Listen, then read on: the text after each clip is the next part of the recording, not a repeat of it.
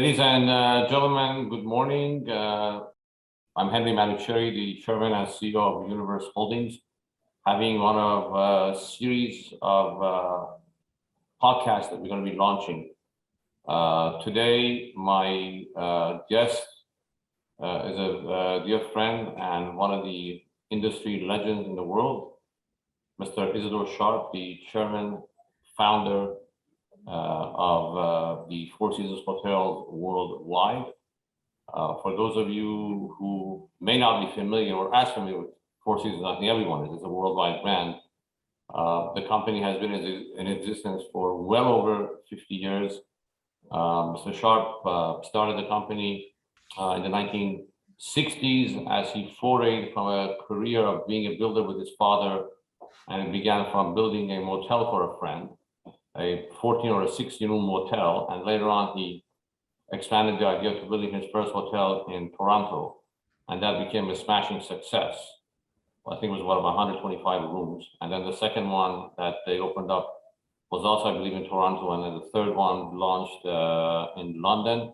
To this day, the Park Lane Four Seasons Hotel is one of the iconic properties, or the most iconic properties in the city of London, and the brand has expanded itself to nearly just around 100 hotels worldwide, with concentrations all over North America, East and Western Europe, Russia, the Middle East, Bora Bora, and China, the Far East, and many countries. And also they have a Four Seasons legendary residences brand that's probably one of the most pricey, high-end residences ever built in the world, and that brand continues to prosper. And me personally, a very, very big fan of the hotel. I make it a point to stay at Mr. Sharp's hotels worldwide whenever I can.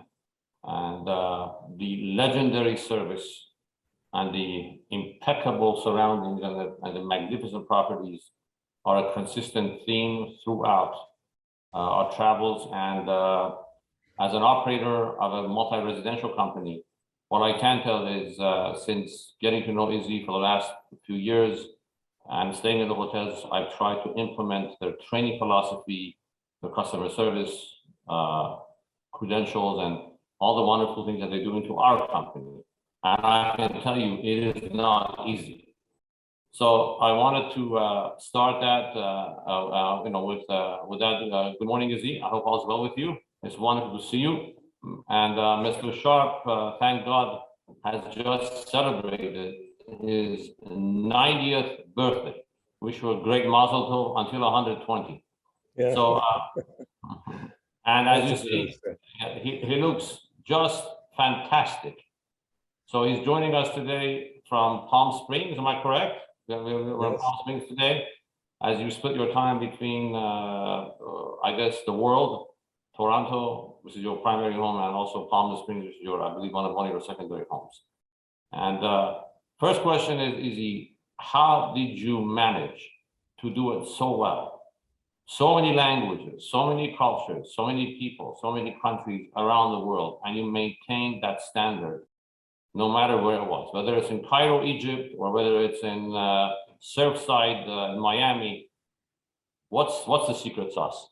Well, there's no secret. It's, as you can understand, when I started thinking about building a hotel, I wasn't thinking of going into the hotel business. My background, I'm a builder, construction, development. That's really what I grew up on. And building a motel for a friend was just another business deal. Didn't think about it. But as I experienced with that little motel and the success it had out of the gate was a bit of a revelation. So I thought if he could make this little, well, it ended up as a 28-room hotel, a success in the middle of nowhere. It was on a limited access highway to get to this little motel. You had to wind your way through a residential area. And it struck me that if people are inclined to seek out some place to sleep that looked, appealing, that I decided I would try to do the same thing, but not out in the wilderness, but downtown. So that started a journey that took me 5 years. Uh-huh. But it's quite interesting when you're young and you're trying to make a living and doing things. When the spark of an idea doesn't go out, it allows you to persevere with what your belief is. So that little motel, which became a success for the owner, Jack Gould, and his wife, gave me the insight that over that. Now, remember, when I say it took me 5 years, I'm still struggling to make a living.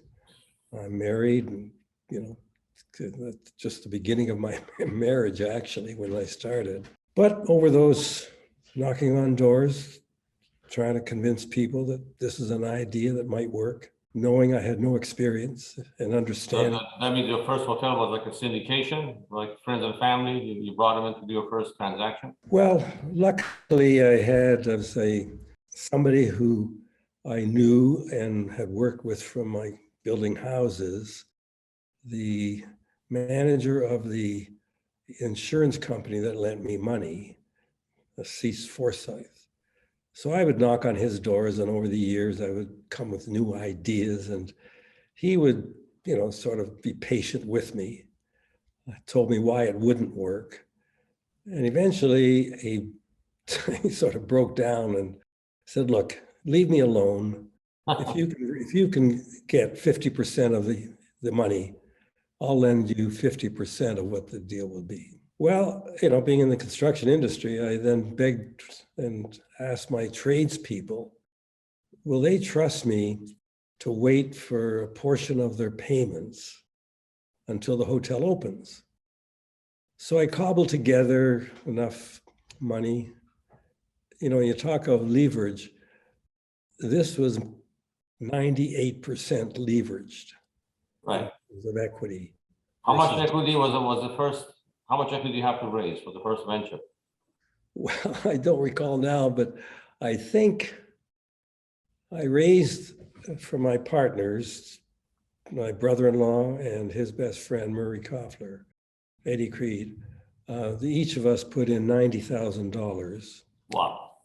And the balance was all borrowed money. But luckily, the hotel got off to a good start. It was a success. And I could pay back all the trades that trusted me. Right. And it worked. So, but that still didn't stimulate me to go into the hotel business. This to me, it was another real estate deal. I thought it's good enough, I'll probably sell it. Right. But it led me also to think of doing it again. And that became the second hotel, which was called the Inn on the Park. That's right. Toronto, right? In Toronto. And my idea there was to create a resort, but almost within the city. So this was on the outskirts of Toronto at that time. And not the best neighborhood, right? Pardon? It wasn't the best neighborhood, was it? The second hotel? The second hotel was in the middle of nowhere. Wow.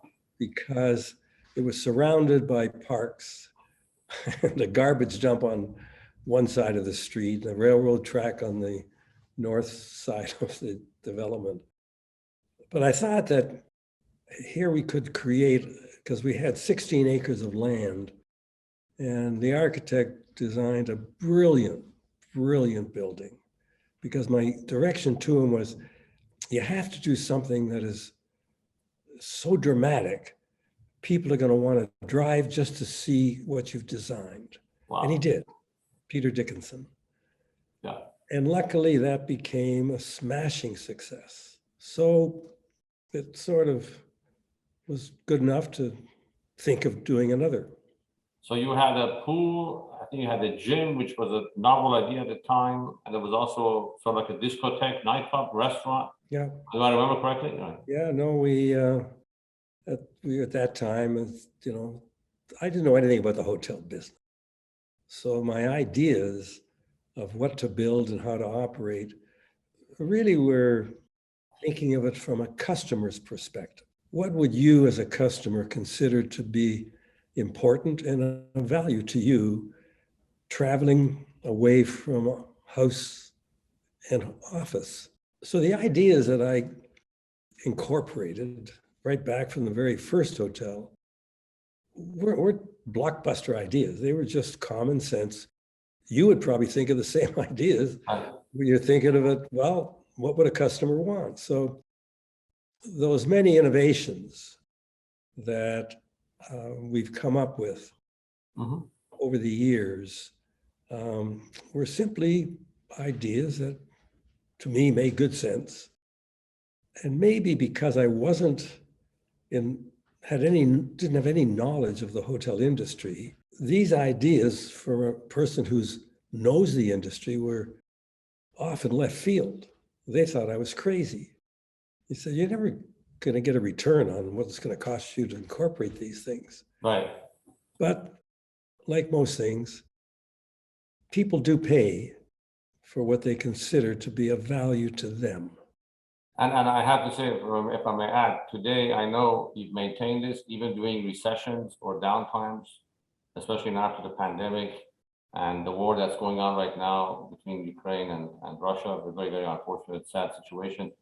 But too many cycles. I don't think staying in a hotel I've ever seen your rates cut, and you're generally 25 to 40% higher than the hotel next door, even if it's a 5-star flat. And that's really, how do you do that? How do you make the customer pay more? And by the way, there's no loyalty programs, there's no points, unlike Marriott or some of the other chains where you can come and stay for free. You always got to pay. Well, I think it's basic to business common sense. We were the first company to break, if you talk average room rate, Right. $100, $200, $300, $400, $500, $600, and now we're getting average room rates of over $2,000. That's just for a regular room. Yeah, for one room. Mhm. But people pay for what they believe is value to them. And if your marketing and the concepts of what you're advertising Mhm. meet the customer's expectations of what they've heard and what they expect, price is never a negative. Look, if you're marketing something that you're holding out to be the best, now that's not necessarily the way we could start, but Right. that's what we have become. Well, if you are the best, clearly you pay more for what you consider to be the best, which is the same understanding of anything, whether you're buying a house, whether you're shopping in a store or elsewise. That's my phone, but I think my wife will answer it. Okay. So price has never been a negative, Right. providing you deliver on the promise of what you've told the customer to expect. So those experiences Exactly. people have come to expect and become memorable have allowed us to build a reputation of delivering on that promise. So basically, the central theme is you create a memorable experience where people want to come back to over and over again, whether it's in that location or somewhere else. Yes, exactly, exactly. And that is really, you know, any hotel company Mhm. can build the same kind of building, furnish it, decorate it. It's never about the building. It's always about what the employees, what they can do to make the customer's experience special. And that has been the benchmark of Four Seasons. The brand is built on that memorable experience that customers have come to expect.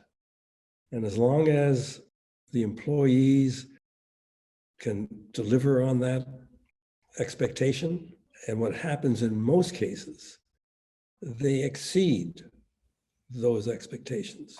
Mhm. The employees go Well, beyond what is ever asked of them to do things that, if you give people the initiative to participate in their role and what they're doing, they rise to the occasion and they want to prove to you, hey, I can do this. It's human nature. I mean, do you know anybody who doesn't want to succeed? So our role in terms of building the company is to develop a employee powerhouse, wow. to rely upon them to deliver on what the company is holding out to as expected. How do you maintain that training standard around the world? As I mentioned earlier, different languages, different cultures, different customs.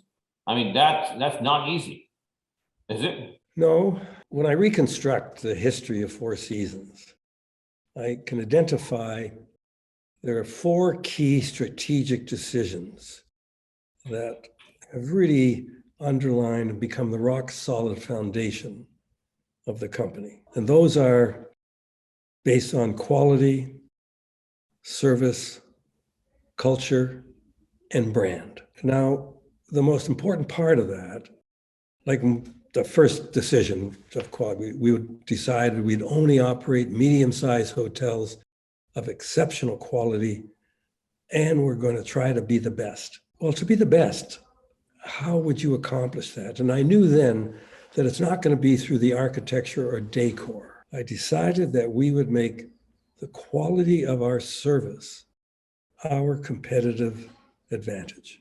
Well, to do that, you're going to have to rely upon every employee in the company to rise to that occasion.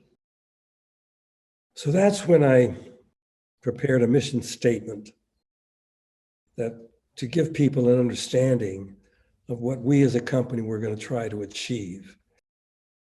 And a big part of that mission statement was based on the golden rule: do unto others as you would have them do unto you.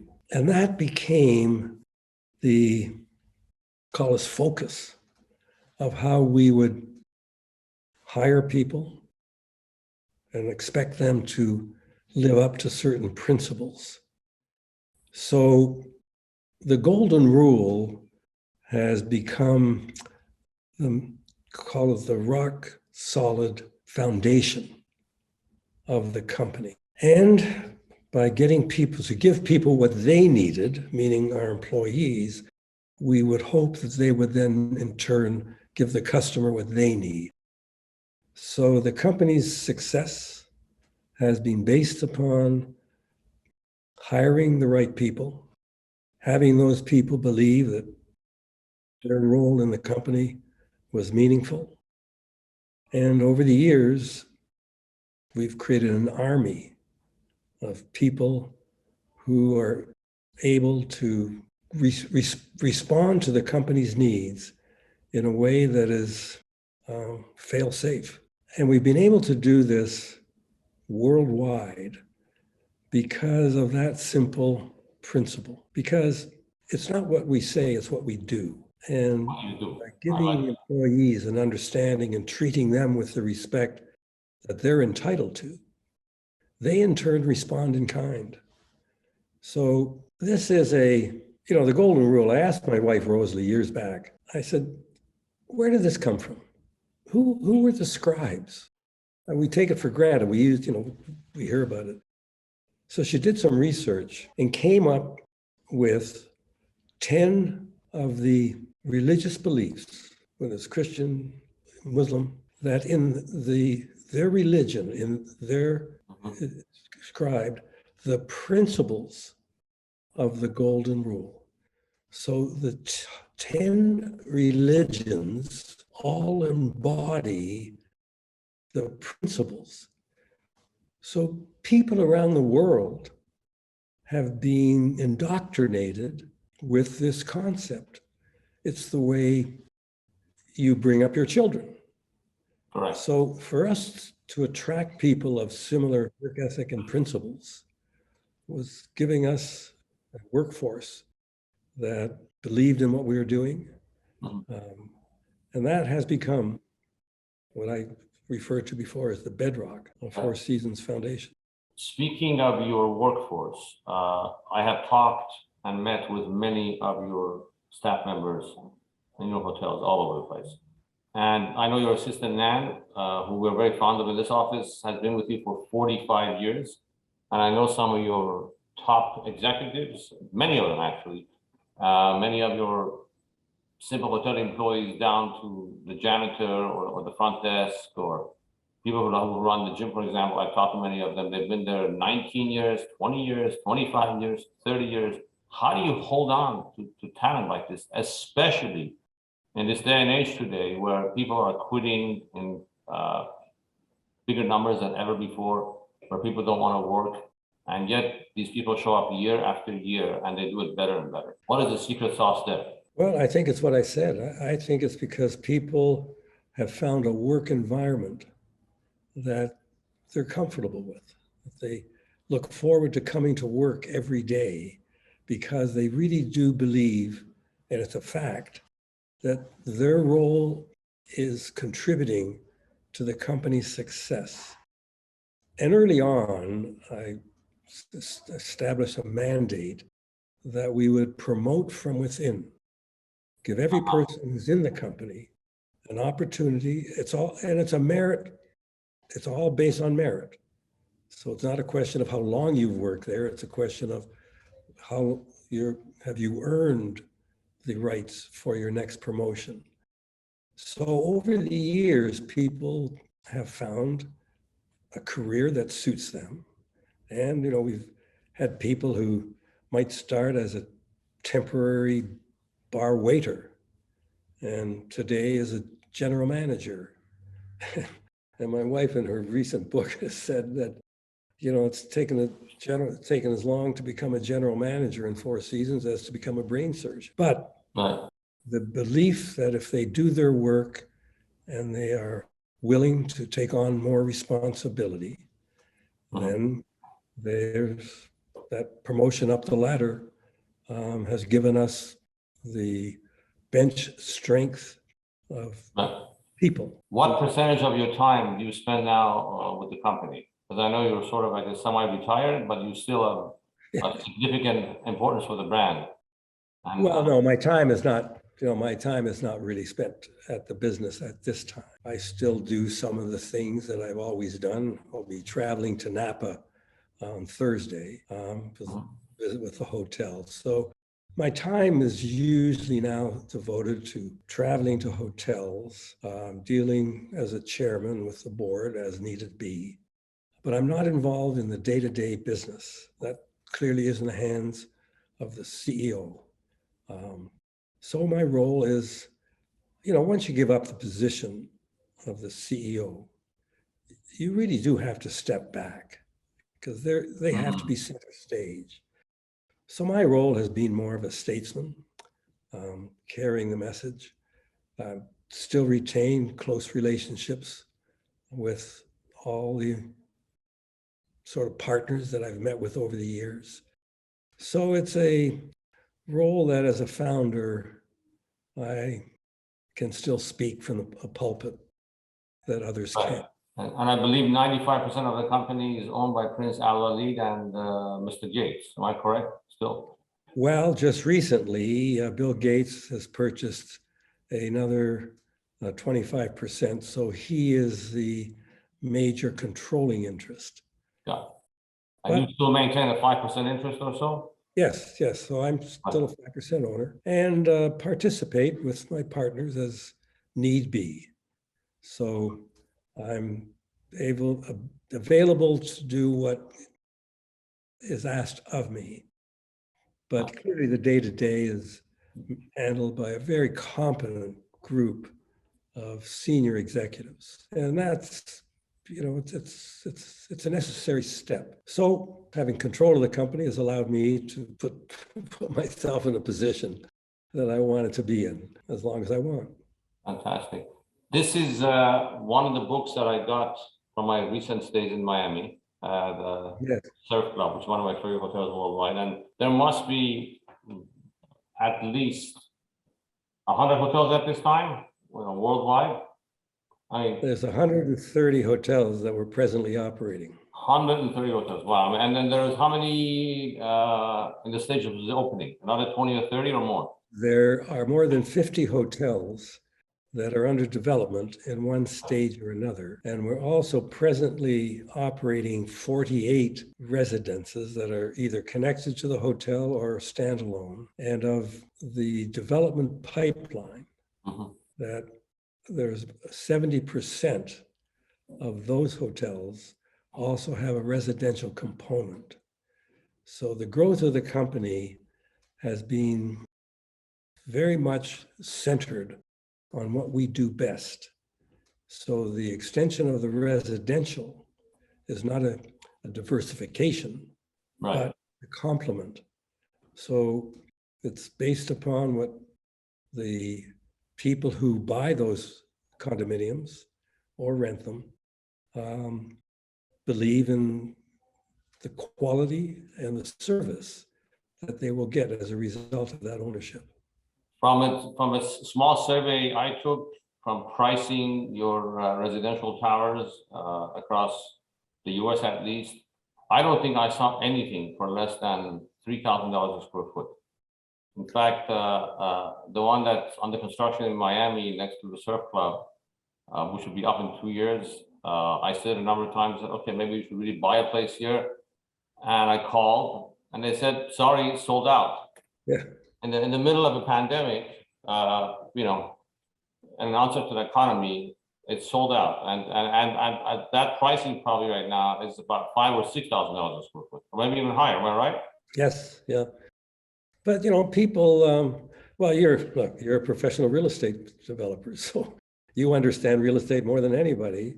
And when you buy something that has got an address, if you're buying a house in the best part of town, Right. you're going to pay more for that house per square foot than you would in another part of town.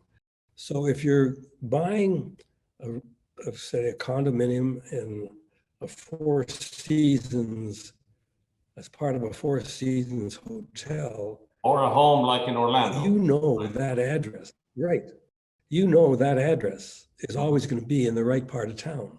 So the value of that real estate will continue to increase over time.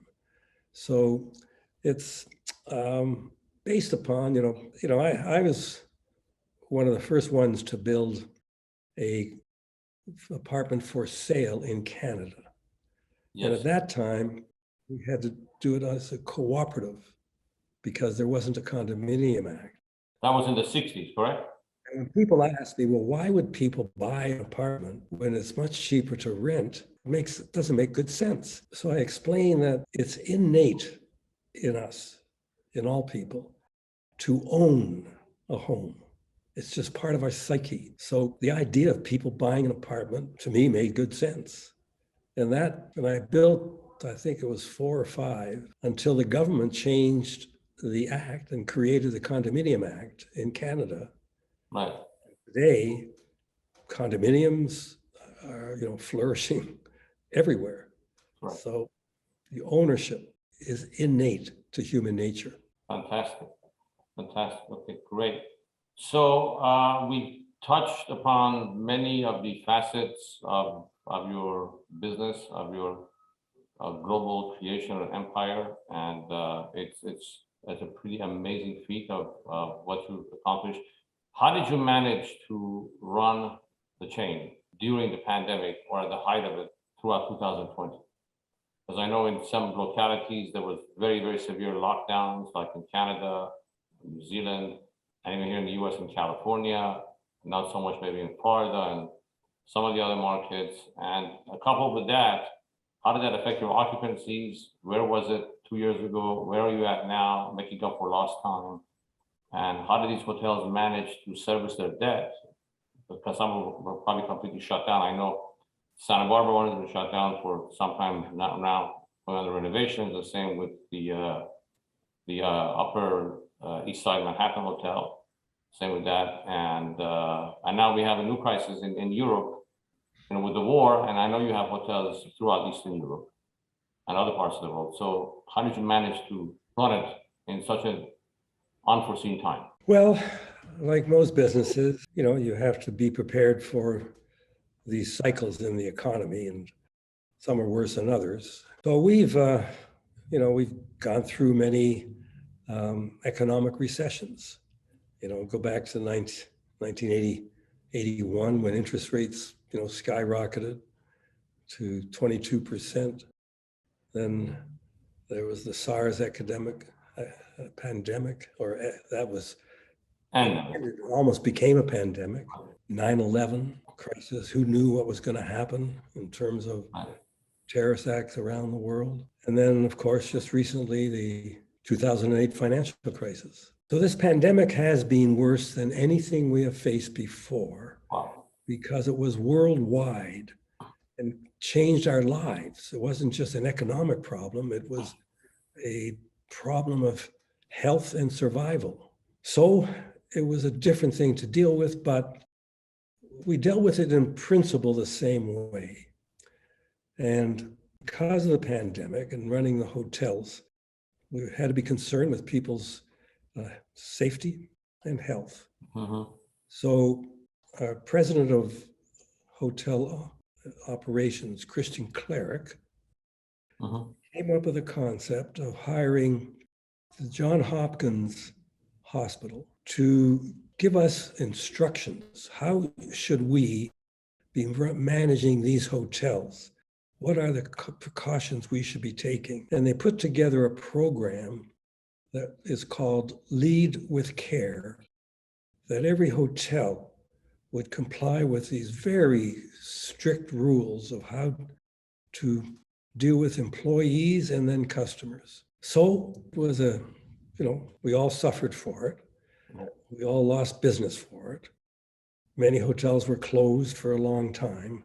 Happily, we are now almost open in all hotels, and we're starting to function again. And you say the war, Putin's war in Ukraine is another hit. Not affecting the Moscow hotel, St. Petersburg? Yeah, it's going to affect our hotel in Moscow, St. Petersburg, and also we have another residence that's just going to be opening. But it also affects our business worldwide, because the Russian population are, great users of Four Seasons hotels. Yes. So it's a hit. But like you run your business, you have to be prepared for the downtimes in a way that you will be able to come back without having to compromise your business. So when we first ran into these recessions way back in the mid-70s, I put in place then I call it a policy. And that was to challenge every general manager with an opportunity now. How are you going to run your business? So the mandate was control without compromise. How are you going to control your business without compromising the experience the guest expects? And it's remarkable when you put the challenge out to people and they gather together their people, they come up with the most remarkable ideas. Very inspiring. Wow. Well, we've done that every time we've run into a problem, as we have done this time. But this time you've had two unprecedented black swan events, the pandemic, Yes. and now the first war in Europe in 75 years. I mean, come on. What's going to come up next? Is going to be China invading Taiwan, and that becomes, God forbid, a world war.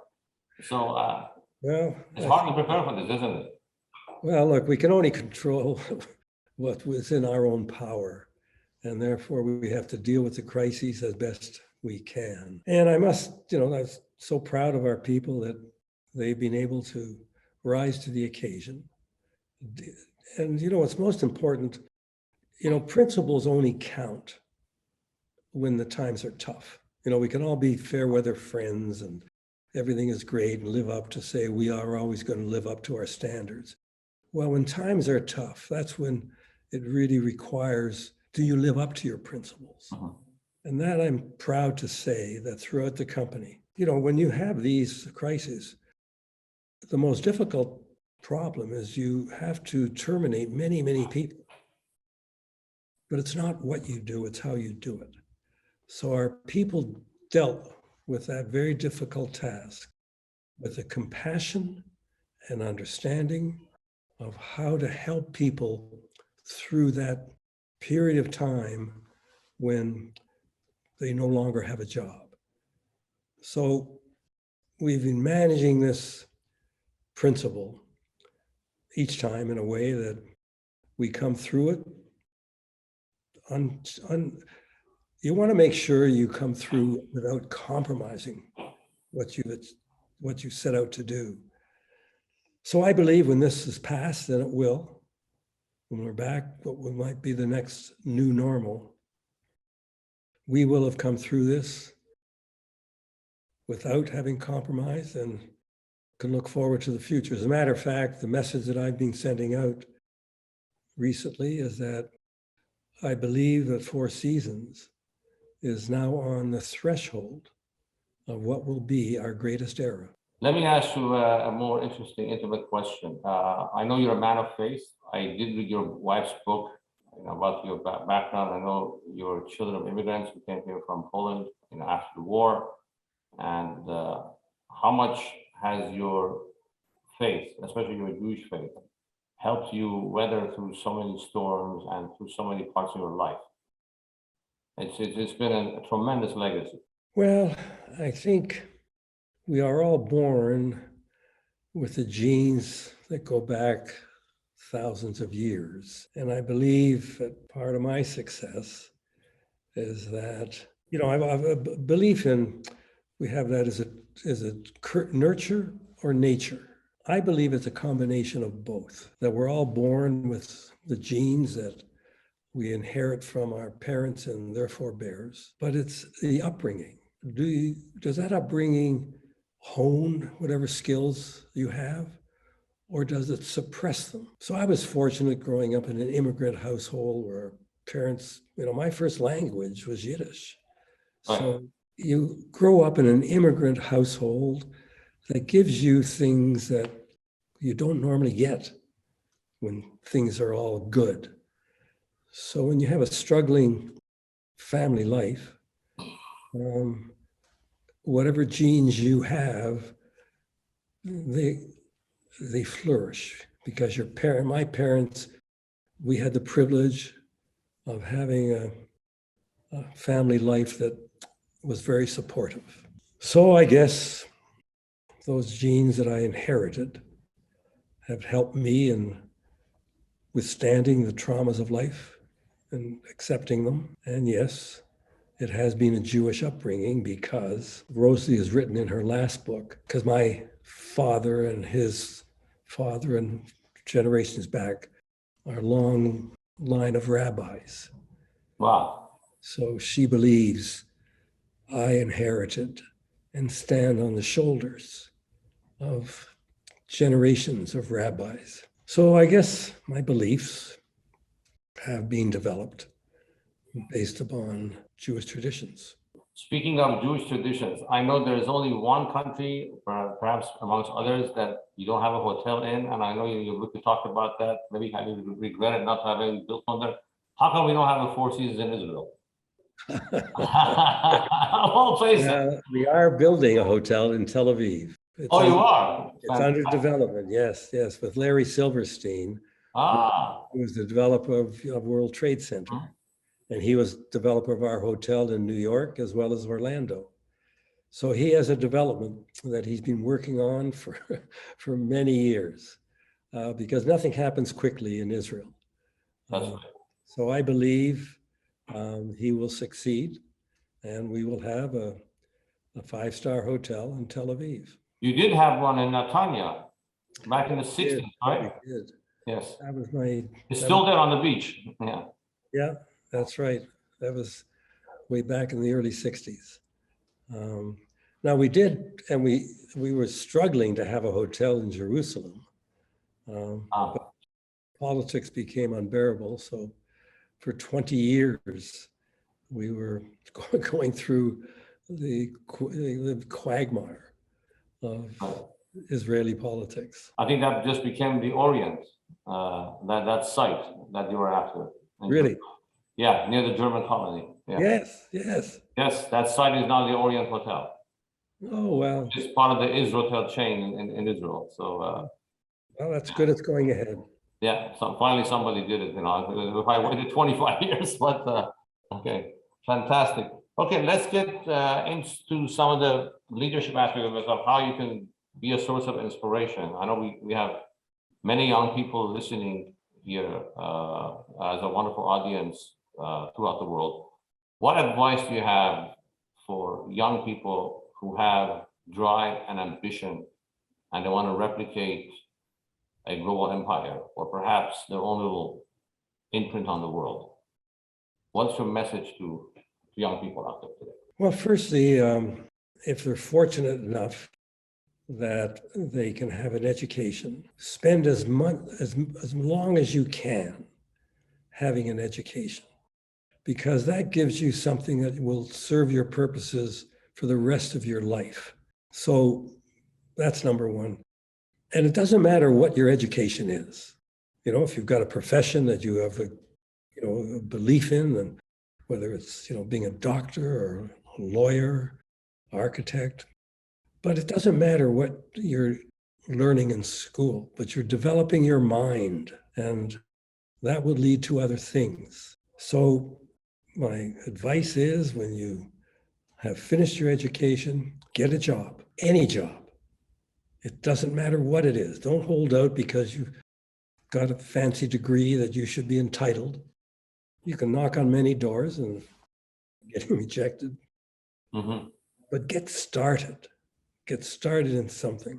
By coincidence, there's an owner that owns our hotel in Toronto. His name is Shahid Khan. And Rosalie's just written a bit of a blurb in her book about him. He's from Pakistan, came to Canada, came to United States, landed in Chicago when he was 16 years old in a snowstorm that he had never seen snow before. Got a job in washing dishes, went on to university, became a mechanical engineer, got a job in a company, eventually took over and bought that company. Wow. He now has become enormously successful, has invented the one-piece bumper, and is now over 30,000 employees in, I think, 27 different countries. He calls it the American dream. I like Point. Get a job, and never ever complain about whatever you're doing that you could have done better. Take out of your vocabulary the word if. Oh, if I would have studied, I would have done better. If I would have practiced, I could have run that race faster. That's bullshit.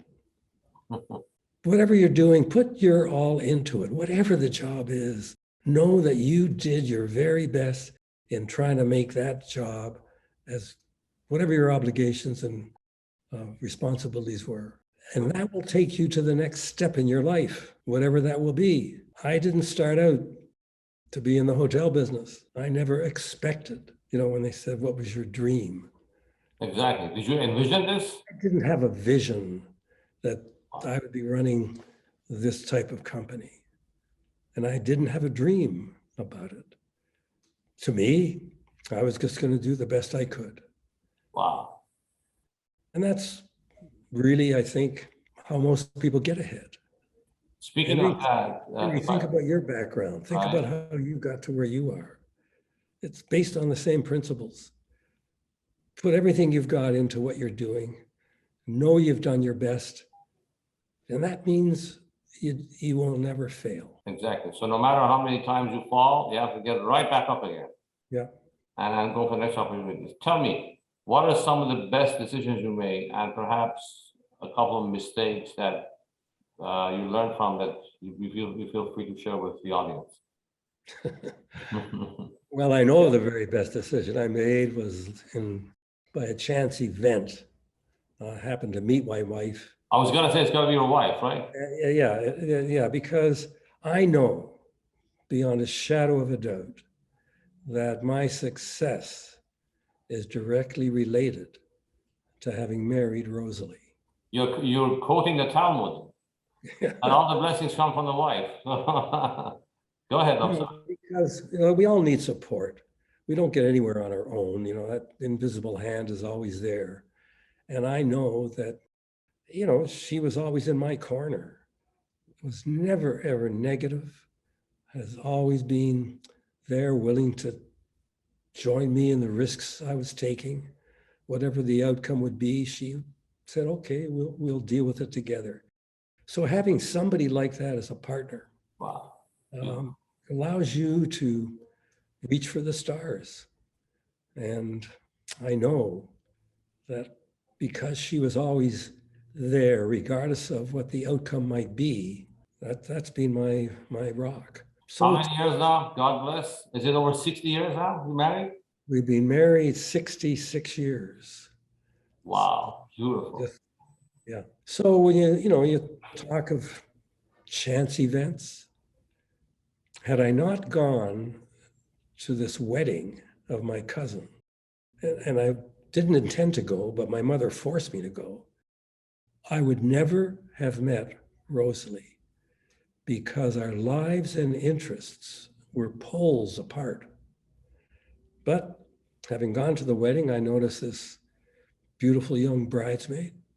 And of course, at that time of my life, I'm going to try to make out. So asked her to dance, got her telephone number. And that was 69 years ago. How old are you back? Oh, 69. So must have been almost 29, right?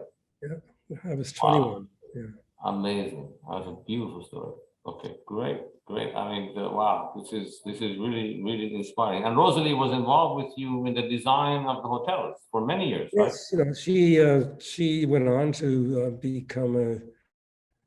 graduated from Ontario College of University of Ontario College of Art. Right. Has become a professional interior designer and was designed many of our hotels.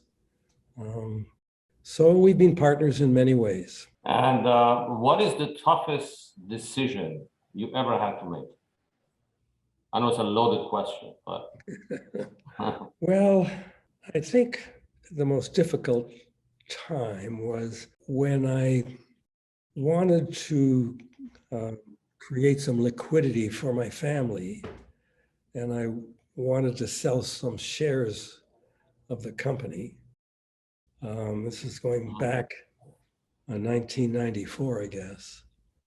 And I found out that I can't do that because if the founder and controlling interest of a public company sells, it's going to create havoc. So I decided at that time that maybe I'm going to have to make a crucial decision, which was I then decided maybe I'll sell the company, or my preference, I'll sell 25%. So that year of 1994. That's when you brought in Goldman Sachs? Yeah, Goldman Sachs became my advisor. Uh-huh. And we set out on the road and spoke to a lot of companies. And fortunately, two companies were prepared to buy just 25%. So I made a deal with Prince Walid to buy 25% of the company, which solved my liquidity problems, left me in control of the company. And from that time forward, everything has worked out as well as could be planned. I am sure the Prince is very pleased with his investment at this many times over. So Prince Walid, we're very good friends, and he uses the word, our relationship has been more than a partnership, it's been an alliance. So it's worked out very well. Fantastic. Well, we're getting towards the last few minutes of our presentation here, and it's been absolutely amazing. And a couple last questions, and I'll leave you making a message for the audience here. How did you manage to keep your family together? You're married for 66 years now, correct? With this extensive travel schedule, with the all the amount of stress you had over the years, all this building going on globally, different crises here and there. How did you keep it all together and still manage to travel and stay married? Well, I go right back because Rosalie picked up the pieces, and you talk, and I do have regrets of not spending the time I should have in raising our family. But when you're young, your priorities are not necessarily as crystal clear as they become when you're older. So I think not having spent the time that maybe I should have when my family was growing up. Now, the kids to this day resent when I say that because they say, look, Dad, you were always there. We never, ever missed you. We always had you whenever we wanted you. But I know, going back, that there were times when Rosalie had to do everything. And that's why I say my success has found its way in many ways, not just for her support in my business, but in making sure the family has grown up together. And today we have the joy of having 6 great-grandchildren, 4 grandchildren, and our phone, Rosie just reminded me, 5. Yes, we have our son who is married and has a stepson. So we are fortunate that we've helped each other get through the trauma of losing a child. Wow.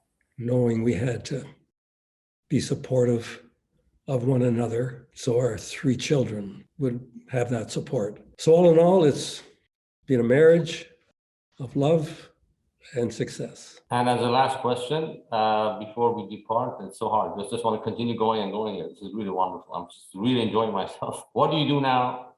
What is it that motivates you? And what is the legacy that you want to leave behind for many generations to come? Well, naturally, I'm proud of the company and the direction it's taking.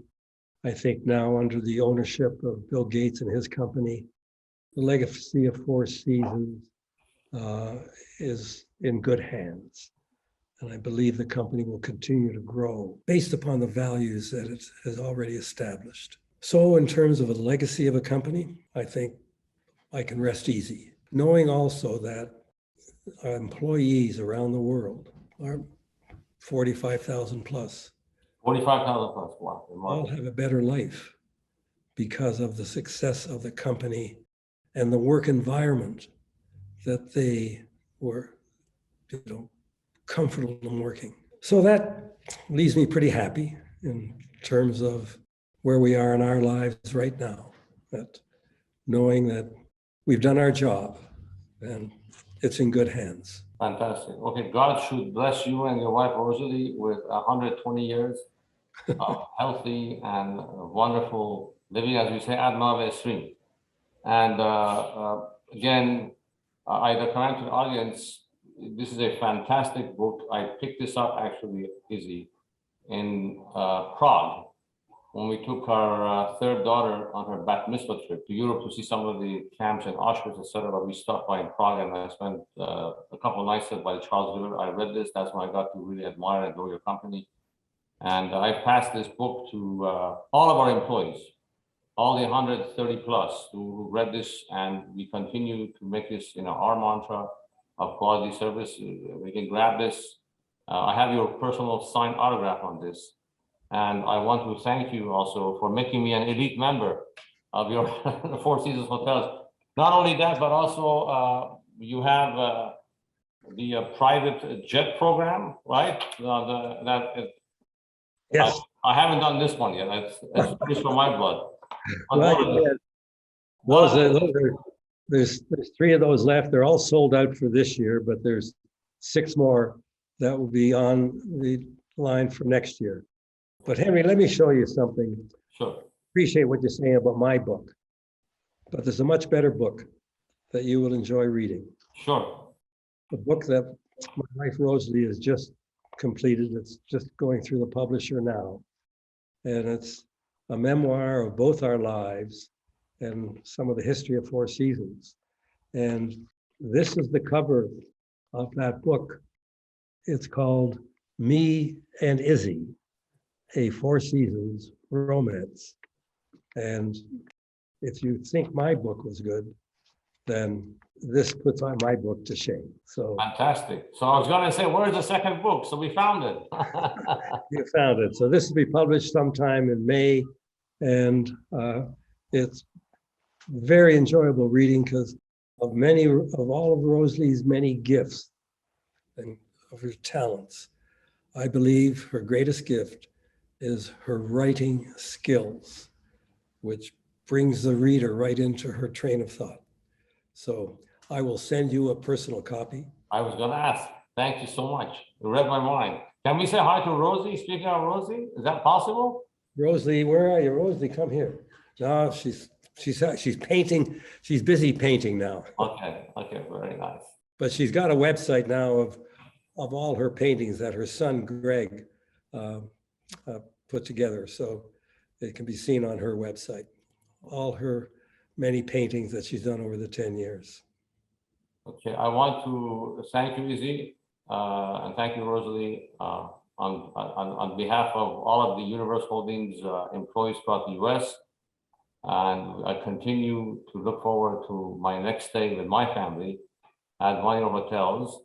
And we hope that we'll have more opportunities in the future to bring you on board. And as we launch a series of podcasts with world leaders such as yourself, and congratulations, Mazel Tov, on creating such a beautiful life, a life well lived, simply.